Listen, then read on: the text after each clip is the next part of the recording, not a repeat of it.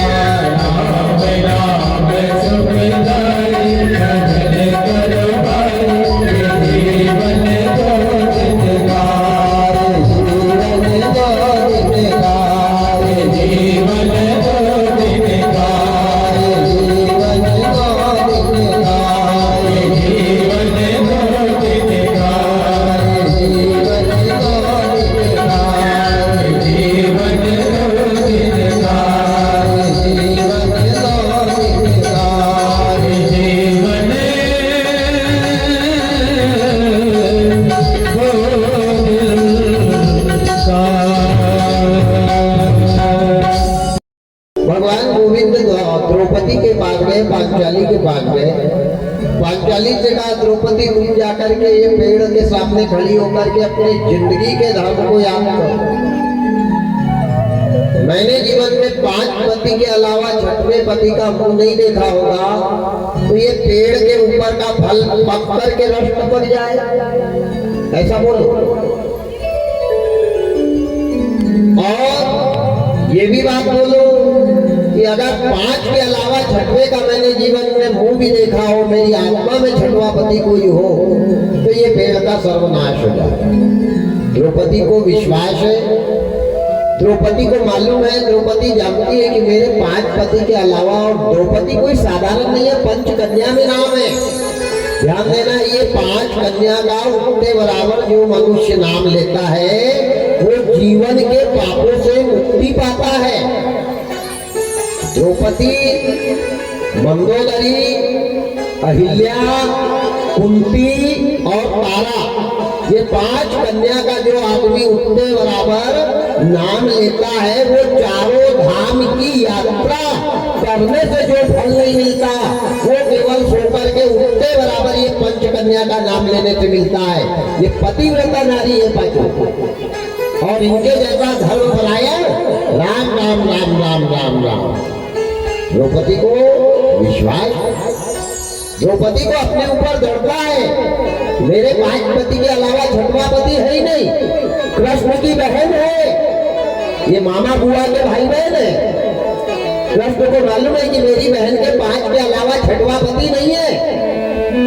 द्रौपदी गई पेड़ के पास, द्रौपदी ने जैसे कहा कि 5 पति के अलावा 6वां पति मेरे जीवन में आया हो तो पेड़ का नाश हो जाए, जैसे कहा वैसे पूरा पेड़ गायब हो गया।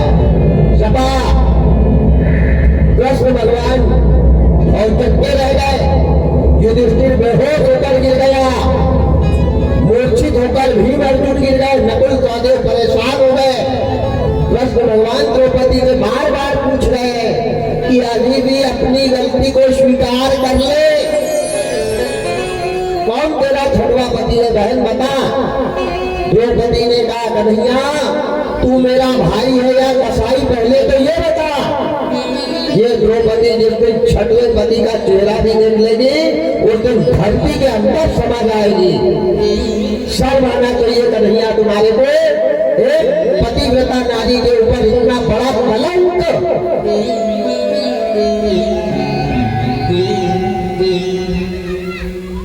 कृष्ण भगवान ने सोचा अगर इसका 6वां पति नहीं है तो पेड़ गायब क्यों हुआ, और पेड़ गायब हुआ तो 6वां पति कहाँ गया। द्रौपदी को बहुत समझाया, बहुत प्रयास किया, बहुत पूछने की कोशिश की, लेकिन द्रौपदी को मालूम है मेरा 6वां पति है ही नहीं।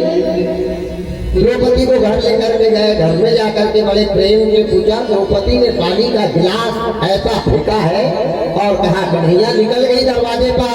बोले अब ये द्रौपदी जिंदा मुंह नहीं बताएगी। अरे उस नारी को उस दिन मर जाना चाहिए जिस दिन पति के साथ छल कपट करे। निकल गई, जाने लगी, भगवान दौड़ करके गए, भगवान ने पैर पकड़ लिए द्रौपदी के, बोले बहन मत जा, तेरा 6वां पति नहीं है। भगवान ने कह दिया आप तेरा 6वां पति नहीं है, वो पेड़ जाए चूल्हे में, आग जाए चूल्हे में, पके तो पके, नहीं उनकी वो देखे, तू चिंता मत कर, एक काम कर।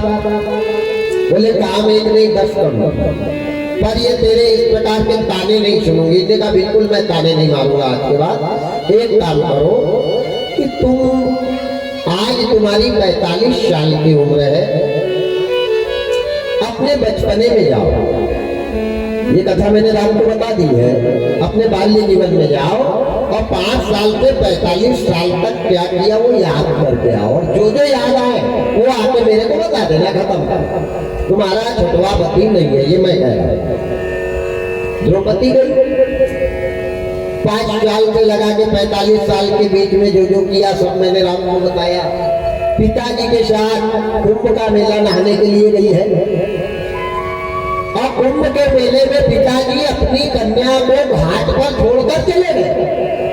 वो जाकर के उधर पेड़ के नीचे बैठे हैं, इसलिए बैठे क्यों बैठे वो भी मैंने बताया। तो माताओं को 2-3 काम में विलंब होता है, टाइम लगता है, तो द्रुपद राजा ने सोचा बेटी है तो नारी भली बेटी है, तो टाइम लग जाएगा, मैं अगर जल्दी चला जाऊंगा, जल्दी जाकर के वहां खड़ा रहूंगा तो लोग पागल कहेंगे कि कैसा पागल आदमी है, भैया नहा रही है और वहां खड़ा देख रहा है, इसलिए मैं लेट हो जाता हूँ। बेटी नहा करके, और किस्मत में उस दिन द्रौपदी जल्दी आ आकर के केले के वृक्ष के नीचे खड़ी, चारों तरफ अपने पिता को ढूंढ रही है।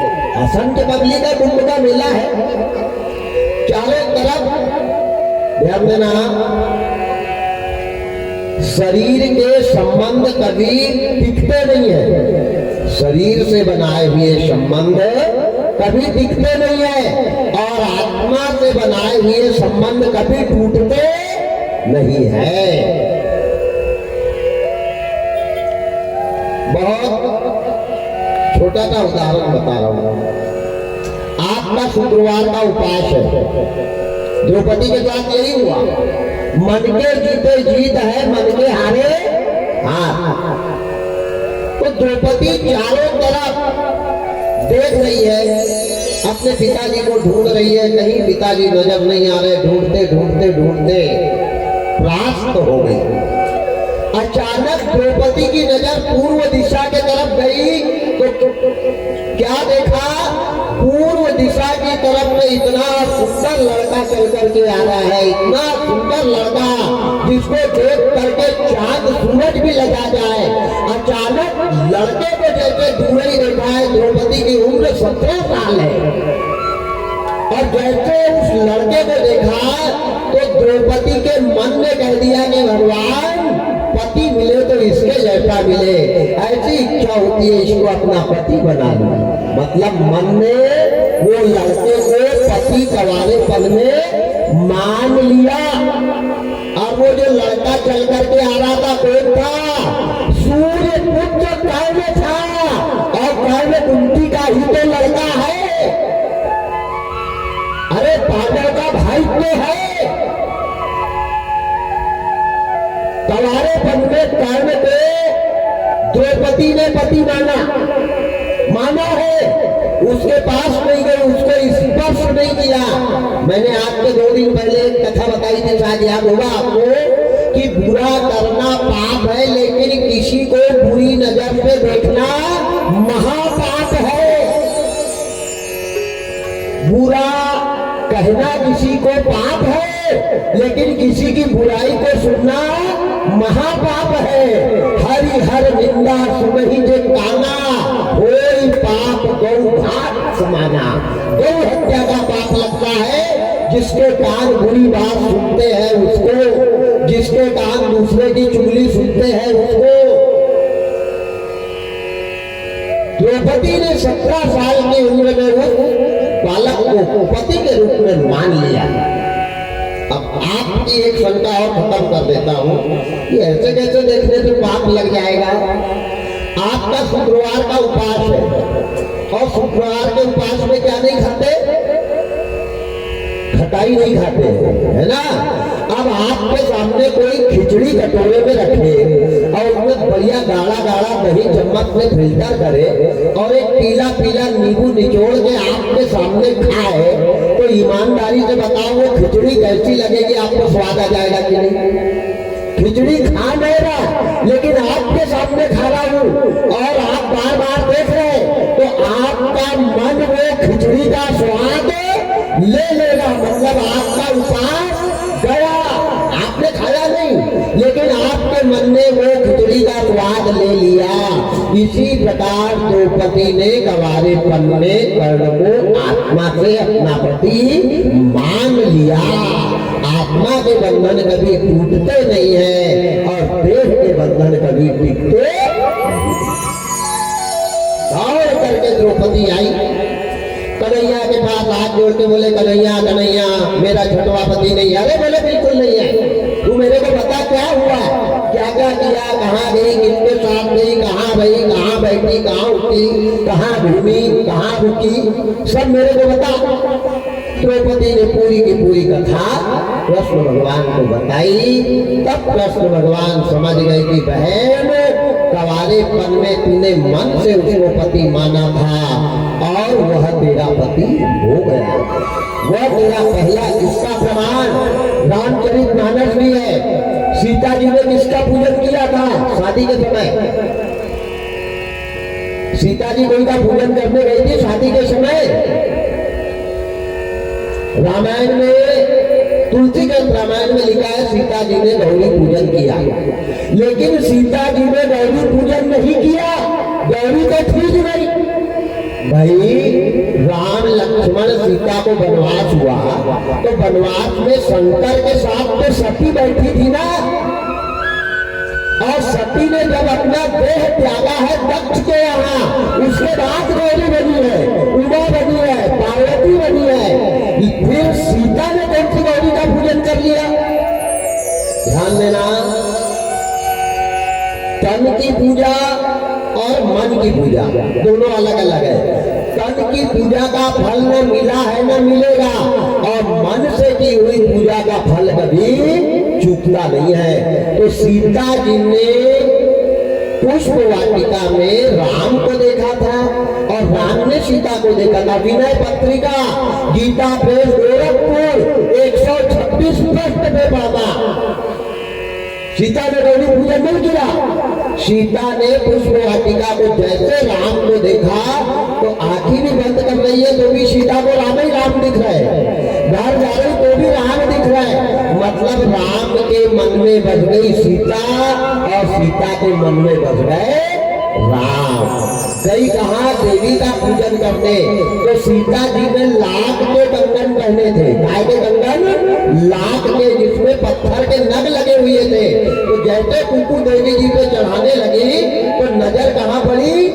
लाख के कंगन के नग में कौन दिख रहे हैं? राम दिख रहे हैं। तो मन किसको देख रहा है? राम को। विनय पत्रिका में बड़ा सुंदर लिखा कि श्री रघुनाथ बने दुल्हा, सिया सुंदर दुल्हीन मंदिर माही। श्री रघुनाथ बने दुल्हा, सिया सुंदर दुल्हीन मंदिर माही। राम रूप निहारत जानकी, कंगन के नग की परछाई। राम रूप निहारत जानकी, कंगन के नग की परछाई। रही पलटार रही पर ताल रही पलटारत नहीं।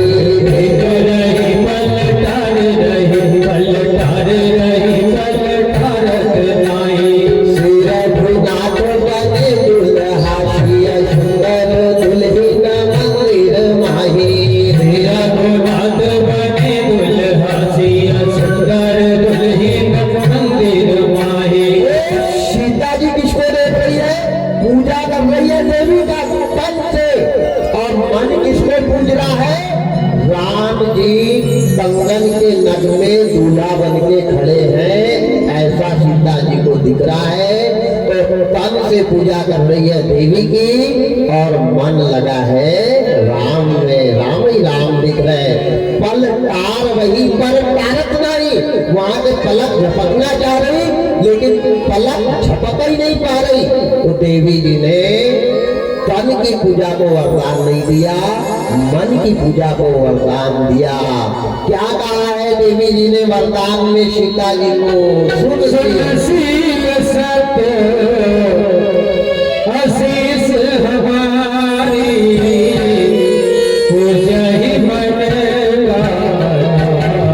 तुम्हारी। पूजहि मन तुम्हारी। सुनशील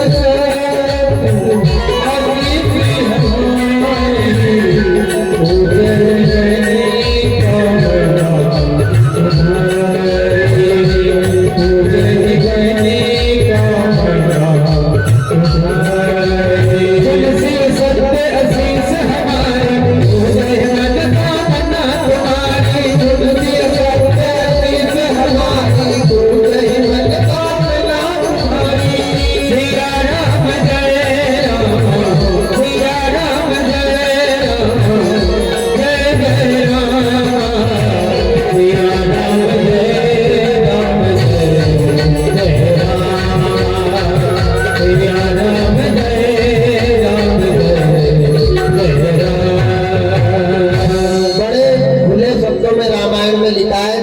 ने तन की पूजा का वरदान नहीं दिया, मन की पूजा का वरदान दिया। सुन सिय सत्य शीश हमारी पूजई मन, तेरा मन जिसको पूज रहा है वही तेरे को मिलेगा। जाती रही भावना जैसी।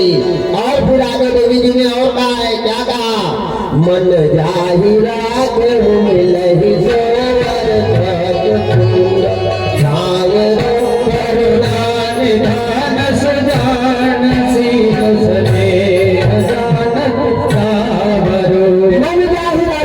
तेरा मन जिसमें लगा है वही तेरे को मिलेगा।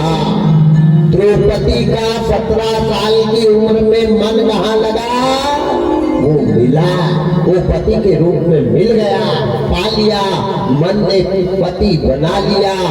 दौड़ करके गई है कृष्ण भगवान के पास और कृष्ण भगवान से कहने लगी, भैया भगवान गोविंद देवकी नंदन, मेरी चुनरी में दाग लग गया, अब बता ये दाग कैसे निकलेगा? द्रौपदी कह रही है, क्या कह रही है? चुनरी में दाग छुपाओ कैसे लगा, चुनरी में दाग छुपाओ कैसे लगा, चुनरी में दाग छुपाओ कैसे लगा, चुनरी में दाग, चुनरी में दाग छुपाओ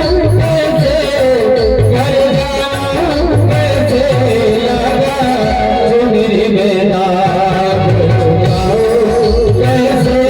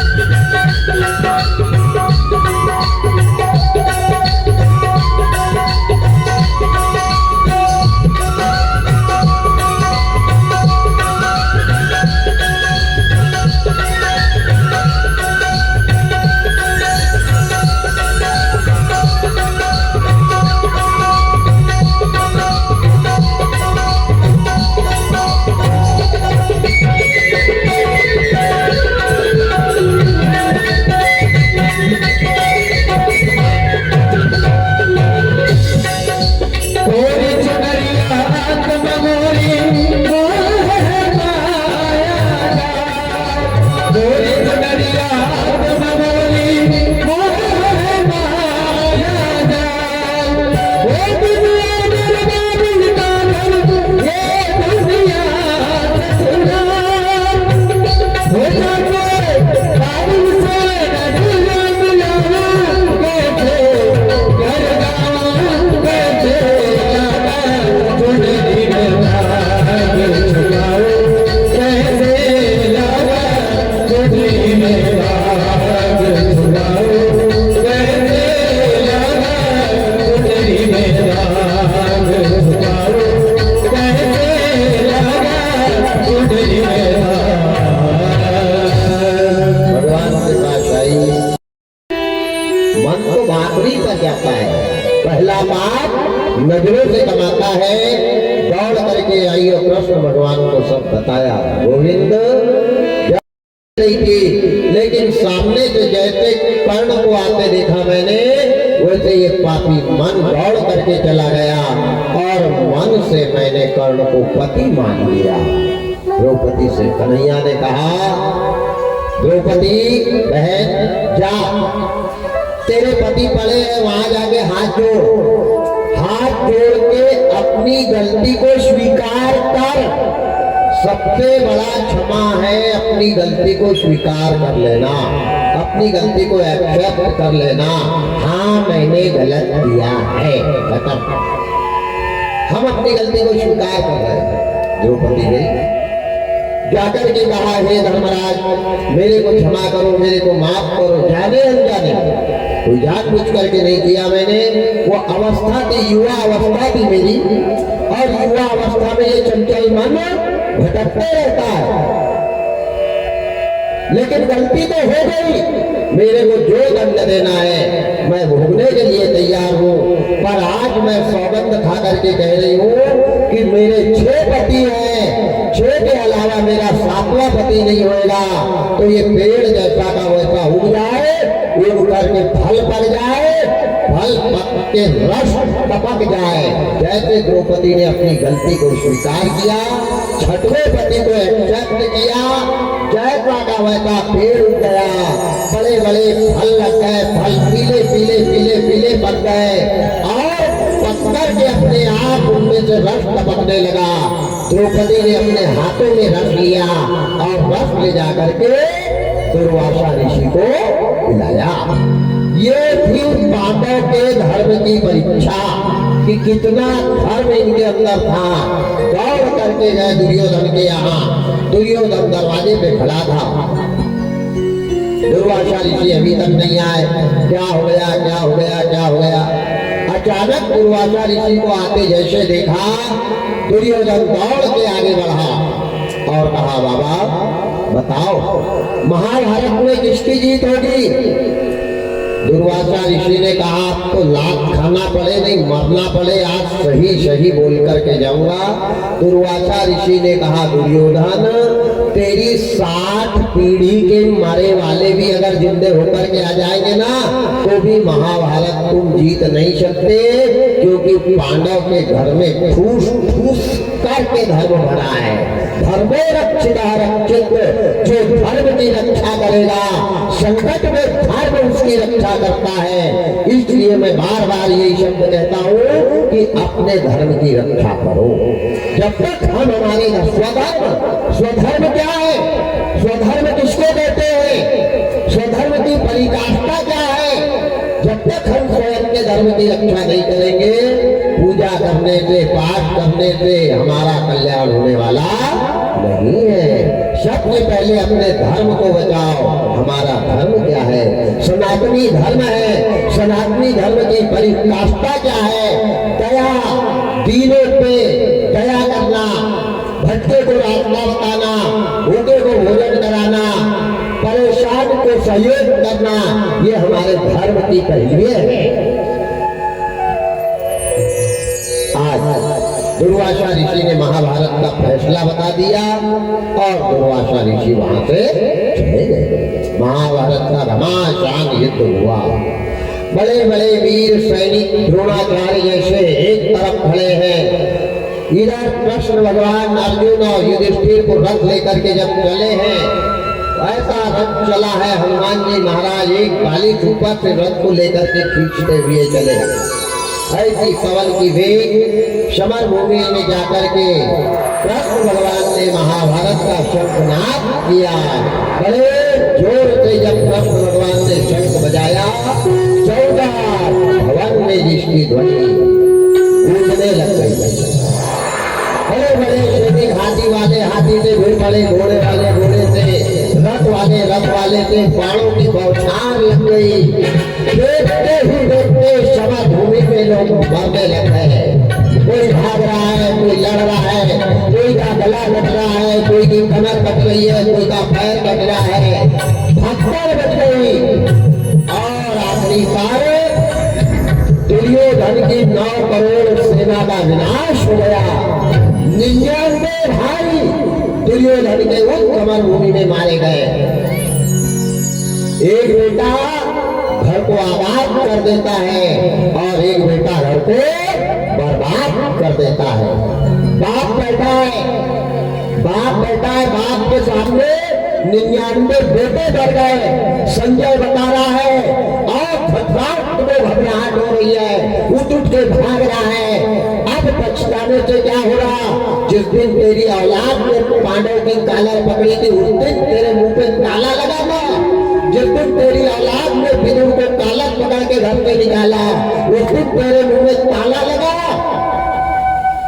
अब चिल्ला रहा है, अब तड़प रहा है, अब भाग रहा है और धृतराष्ट्र के सामने मौत दिख रही है। ध्यान देना,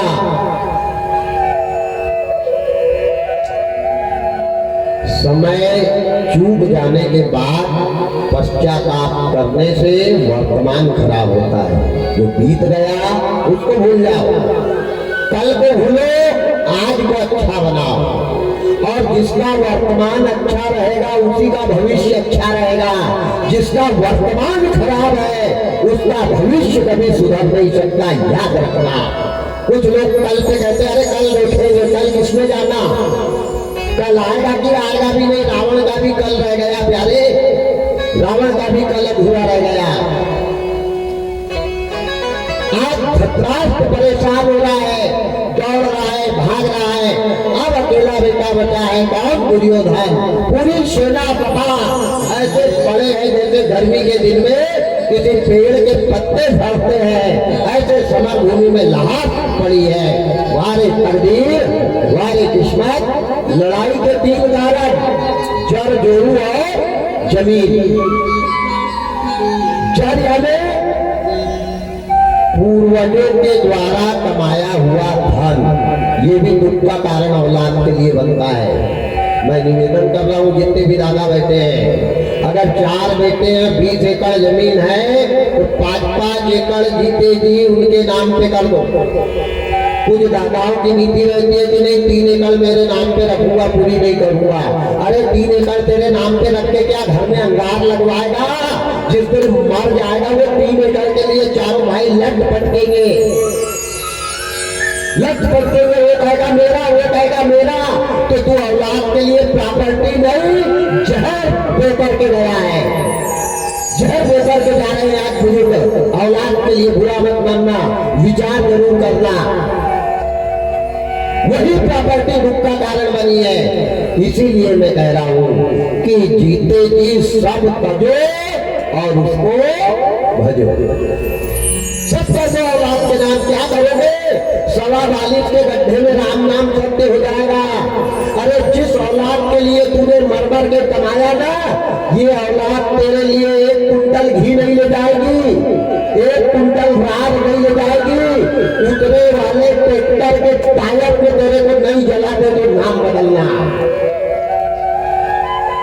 तो टायर होंगे, 1 कुप्पी भर मिट्टी का तेल होगा। ये तेरी औकात है। किसके लिए कर रहा है? किस्मत वाले बाप वो होते हैं जिनकी दौलत पे औलाद 1-1 पीपा घी, 1-1 कुंटल कपूर और रार लाती है।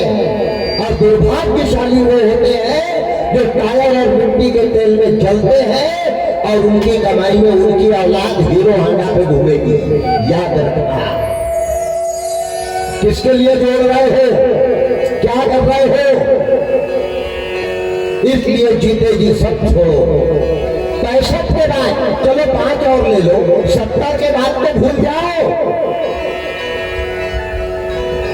वो आग लग जाती है शमशान में जलता है बदन, आग लग जाती है शमशान में जलता है बदन, आग लग जाती है शमशान में जलता है बदन, आग लग जाती है शमशान में जलता है बदन, आग लग जाती है शमशान में जलता है बदन, है जलता है बदन, है जलता है बदन, है जलता है बदन, है जलता है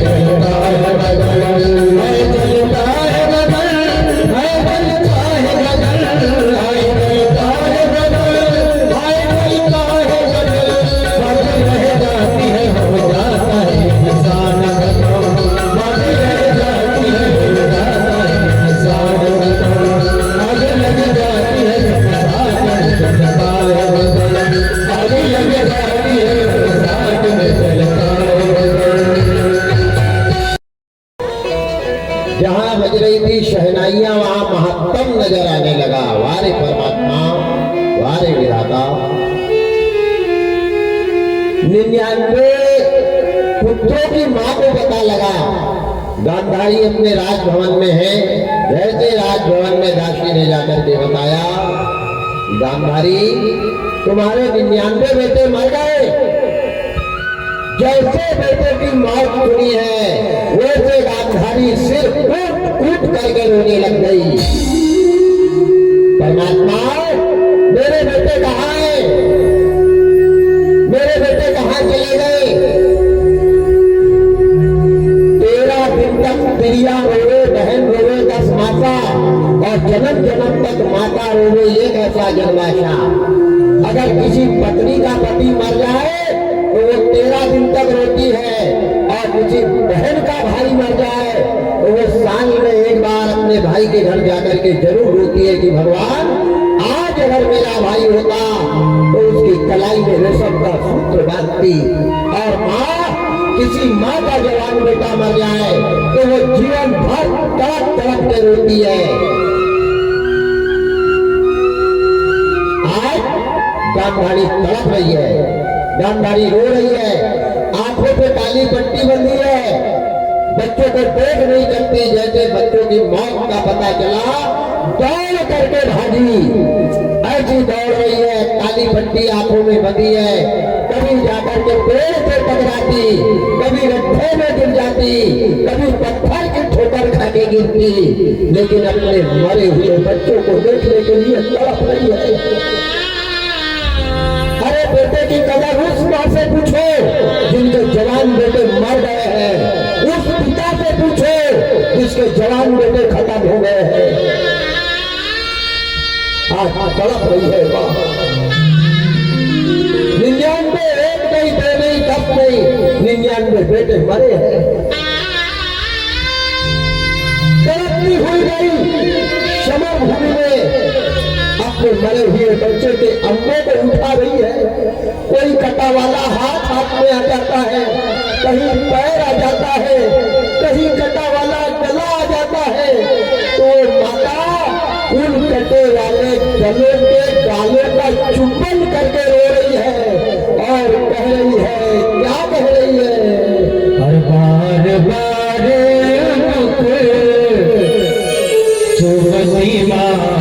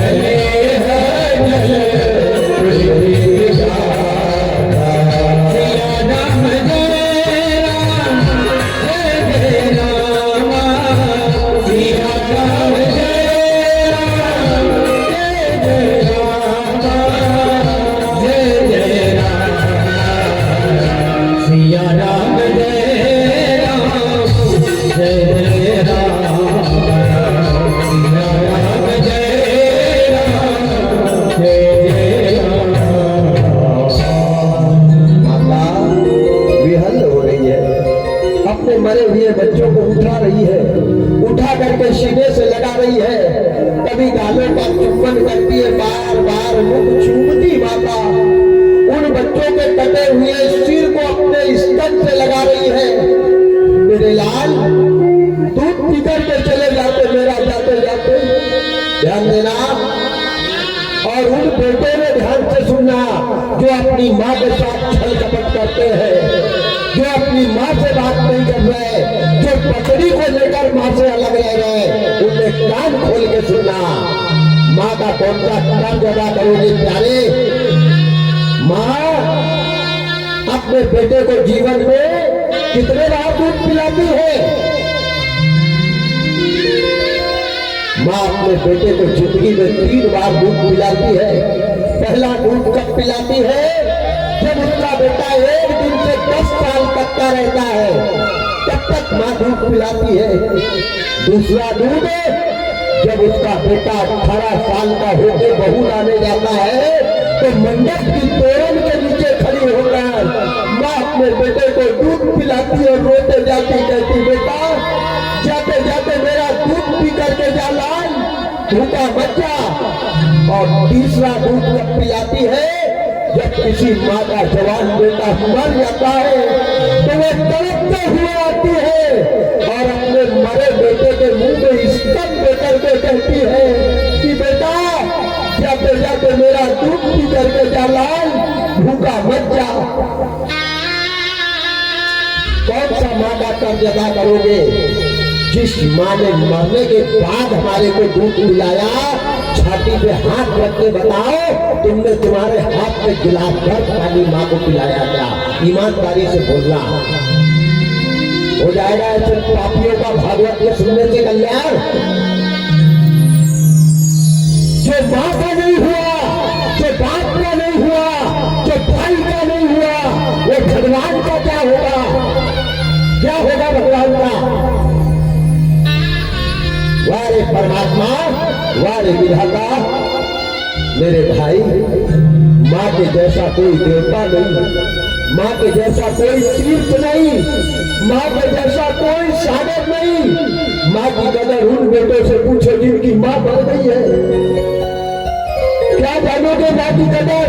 माँ जीवन भर किले में सोती है, बेटे को सूखे में सुलाती है। बेटे के पैर में चोट भी लग जाए तो माँ हल्दी की कटोरी लेकर के रात में 4 बार आकर पूछती है बेटा सोया कि नहीं मेरे लाल, सोया कि नहीं? लेकिन क्या आज के जवानों ने बूढ़ी माँ से पूछा?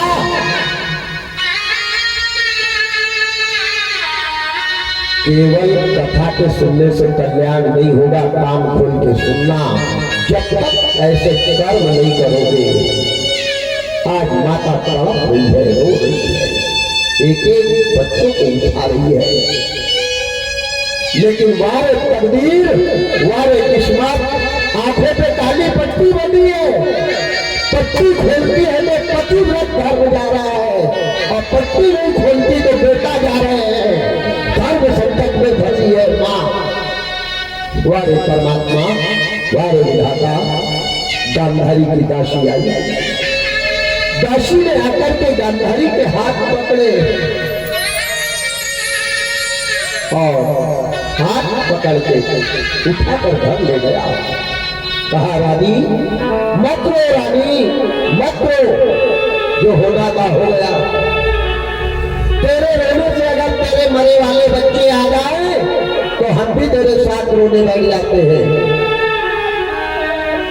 लेकिन याद रखना, किसी को समझाना आसान है, लेकिन उसके दर्द को देखना कठिन है।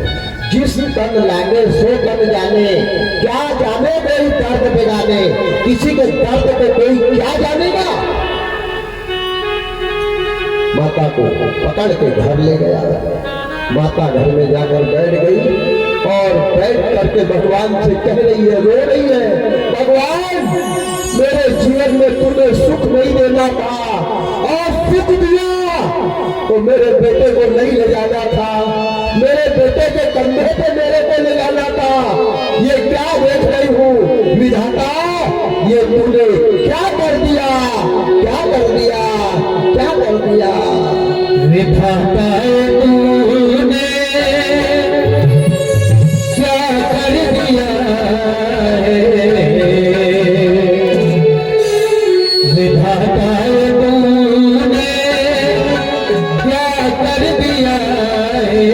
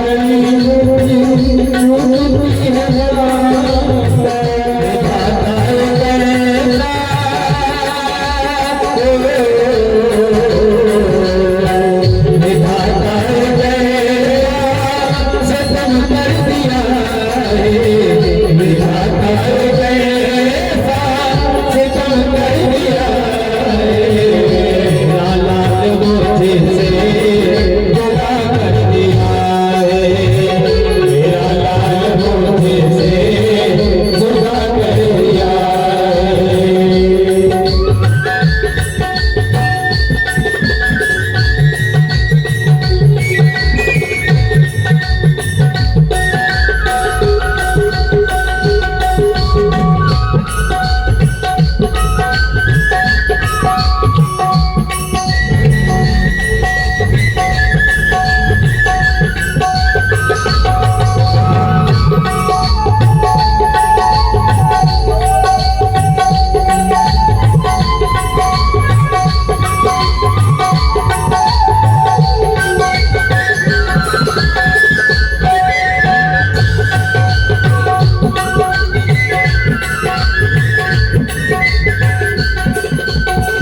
तुम्हें थे सहारा तुम्हें थे किनारा तुम्हें थे सहारा तुम्हें थे किनारा तुम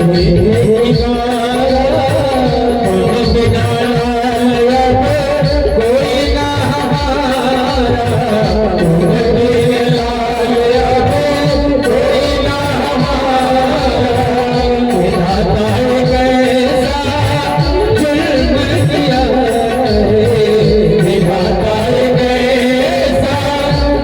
जुल्म किया मेरा लाल मुझसे जुदा कर दिया मेरा लाल मुझसे जुदा कर दिया विधाता ने क्या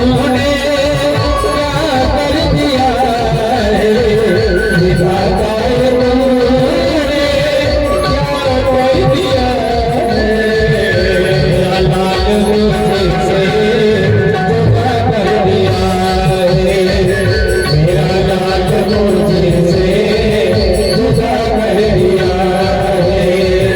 मेरा लाल मुझसे जुदा कर दिया वारे परमात्मा वारे विधाता दासी ने 7 दिन हो गए रानी ने पानी का घूंट नहीं पिया भगवान से कह रही है भगवान अब और क्या देखने का बाकी रह गया आप मेरे को उठा ले भगवान मेरे को आप बुला ले अब क्या किसके लिए जीना आज यही हो रहा है मेरे भाई आज 60 साल खीर बना के लाके गांधारी को दी कहा देवी मत रो 7 दिन हो गए जो बीत गया वो कल था अगर तू भूखी रहेगी तो तेरे प्राण भी चले जाएंगे ये ले खीर ले खीर का कटोरा रानी ने दासी के हाथ से लिया और इतनी जोर से फेंका कहा दासी मेरे को खीर नहीं अब जहर लाके दे दे अब मैं जीना नहीं चाहती अब क्या जीना अरे जिसका घर उजड़ गया जिसके 99 बेटे मर गए और उनका पाप देखने के लिए मैं बैठी हूँ सबसे बड़ा नरक वही है प्यारे जहाँ जवान मर रहे हैं और बुजुर्ग घर में बैठे हैं यही तो नरक है यहाँ नरक नहीं है नरक यही है वारे परमात्मा वारे विधाता ये नरक है चोट खाकर के तुझको दीवाने अकलाई नहीं है ठिकाने ठोकर लग रही है पर हम सावधान नहीं हो रहे ये हमारे दुख का कारण है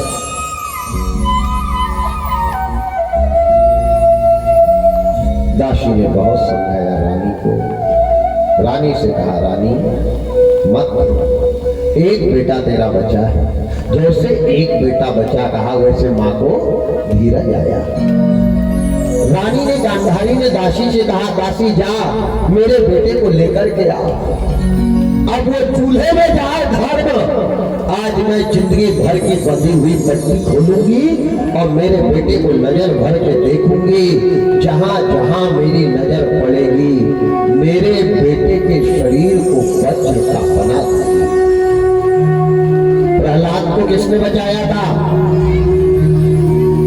कौन ने बचाया था प्रहलाद को ध्यान देना माँ के आशीर्वाद से प्रहलाद बचा है, भगवान ने नहीं बचाया।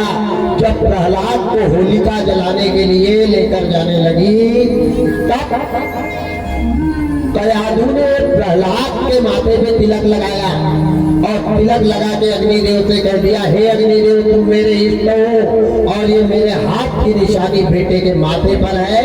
अगर मेरे बेटे को आज भी लगी तो याद रखना माँ के आशीर्वाद से बच्चा बचा था। आज तो माँ से बच्चा दूर हो रहा है, आशीर्वाद से झूले में गया। अयोध्या के, काशी के, बोरी के पंडित आएंगे, उनके थाली में पैर धोए जाएंगे। माँ बाप के पैर औलाद ने धोए कभी? ईमानदारी से बताना।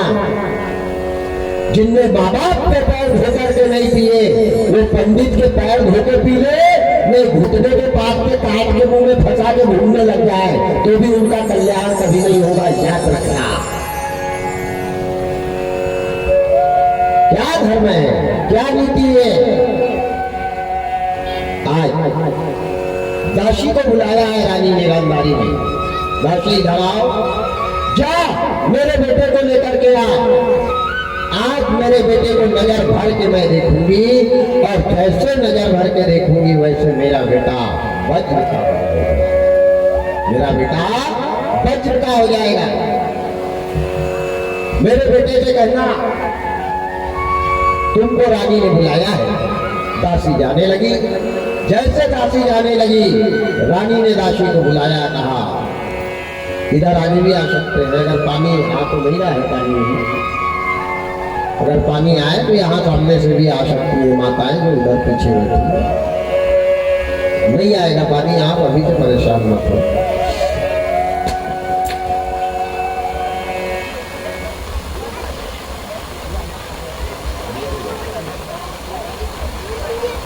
गोपाल कृष्ण भगवान की जय हो।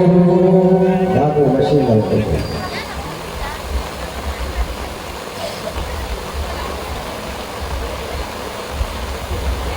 दासी को बुला करके रानी ने कहा, रानी मेरे बेटे को लेकर के आ। रानी ने जाने लगी। जैसे जाने लगी दासी को बुलाया। कैसे लाएगी? इन्हें कहा माँ तुम जैसा कहो, घोड़े पे कहो घोड़े पे, हाथी पे कहो हाथी पे, रथ पे कहो रथ पे। इधर आ जाओ, बहुत